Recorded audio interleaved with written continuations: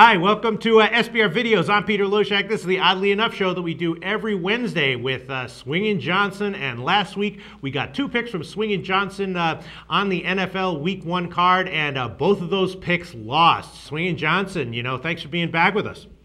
No, they both won. I'm kidding around. I'm kidding around. I could just. You bastard, you got me. Oh, my good God, Loshak. I can feel it coming through the telephone. You are so proud of your two picks last week, Swingin Johnson. How happy are you about your 2-0 week in Week 1? Well, Loshak, I got to tell you something, man. I was dazed and confused in the first half of the Jaguars-Eagles game because not only did I make what would consider, including myself, a square play on Eagles minus 10.5 for 4 freaking units. I mean, you can only go up to 5 units in my system, and I put 4 units on this friggin' square play. LT Profits was all over the other side. I come in with the Eagles, and I'm thinking, hey, this guy's pretty sharp. If he's on the Jags, then I must be doing something wrong. You know what? When Jacksonville jumped out to a 17-0 advantage, I was ready to put a gun in my mouth and pull the trigger, damn it, because I also had them in my suicide pool. All my hopes and dreams were just circling the drain until Philly head coach Chip Kelly did what he does best, made adjustments, put that stuck-in-the-mud offense in overdrive, and as you know, Eagles 34, Jags 17, suicide pool entry survives. I get 4 units, and I actually was a total of 7 units at the end of the day because I also had the Bengals getting a deuce as they went into Baltimore, beat the Ravens outright 23-16, and the world, my friend, is now a beautiful place. You are so happy and proud about your 2 winners last week, but you should be. They were very sharp picks. Color me impressed. Let's hear what you have to tell us about your picks for NFL Week 2.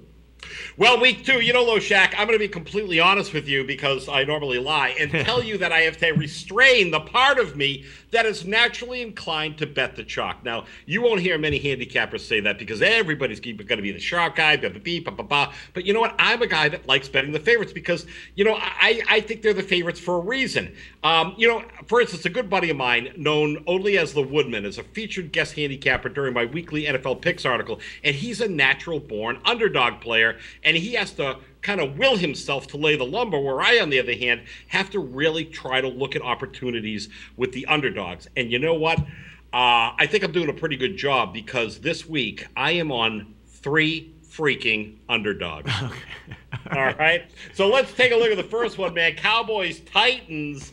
The boys are off to Nashville hoping they won't get any more material than they already have about paying your dues if you want to sing the blues, baby. I mean, last week, they were on the wrong end of a 28-17 loss to the 49ers.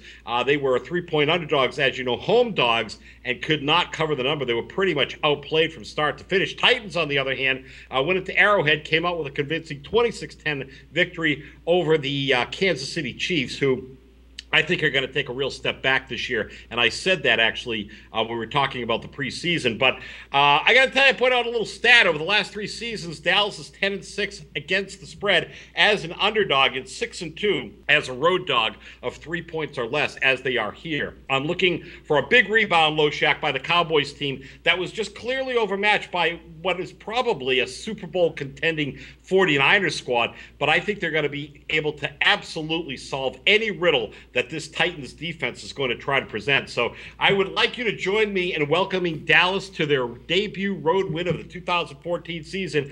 I am taking Dallas plus the 3 and a hook, and I'm going to like it for 3 units. I'm agreeing with you, Swingin Johnson. You might have a third winner there. All right, what's your second pick for the upcoming week? Okay, baby, 2 of 3. We've got Lions versus Panthers, and in the interest of full disclosure, Loshak, I am as high on the Lions as a redneck huffing a can of spray paint, okay? I've told you I love the Lions this year, and you know what? They're going to be in prime form to get win number 2. Now, everybody knows the Panthers were without Cam Newton last week. Derek Anderson did a nice job in relief to lead the Carolina Panthers to a 2014 road victory over the Bucs. But let's not forget, that's the Tampa Bay Bucks. Okay, they created absolutely no pressure. Anderson had plenty of time to look for receivers, but Cam Newton's going to be back under center. but he's got a rib injury, Loshak. And if you've ever had a rib injury, they don't just go away. Right. I think Newton is going to have some happy feet as the Lions are going to bring it. They're going to bring some defensive blitz packages that are going to be absolutely befuddling to a guy that doesn't want to get drilled. And on the other hand, as you know, the Lions have an offense that virtually every team in the league envies. And for all you guys who love betting trends, teams coming off Monday Night Football wins of 20 points or better are 29-9 ATS the following week since 2005. And that means the Lions, coming off a 35-14 drilling of the Giants, they fit that trend. Panthers are 38-48 ATS at home since 2003. Don't overthink this one, Loshak. Just bet it. I would lean towards the over on this one, but I can certainly see your point on the Lions. I'm loving their offense this year as well. All right, what's your third pick, Swingin Johnson? Well, third pick is Rams versus the Bucs, and you know the NFL is all about a regression to the mean. You know the Rams, they absolutely got their asses kicked. I mean, we all know that Bradford is going to be gone for the year, but you know what? They had Sean Hill backing him up. He had a quadricep injury, and then they had this kid Austin Davis come in, so it was kind of a nightmare from start to finish. Tampa Bay Bucs, on the other hand, they looked like dog shit, Loshak. I mean, come on, Doug Martin, 9 yards and only 9 carries as they got bested 20-14 by the Panthers.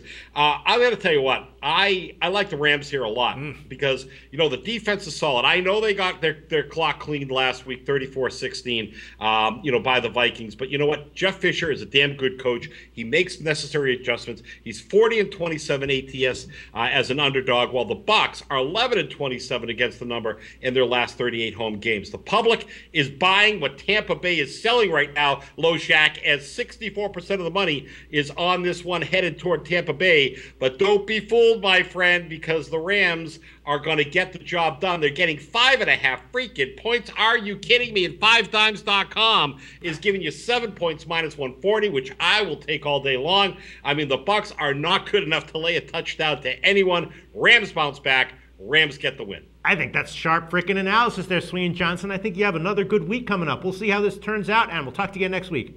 Sounds good, buddy.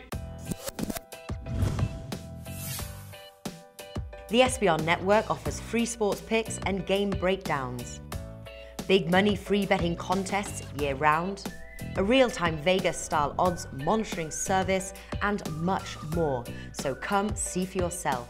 To stay updated on SBR news and promotions, follow us on Twitter, Facebook, and Google+, and do be sure to subscribe to the Sportsbook Review YouTube channel to catch all our daily sports shows.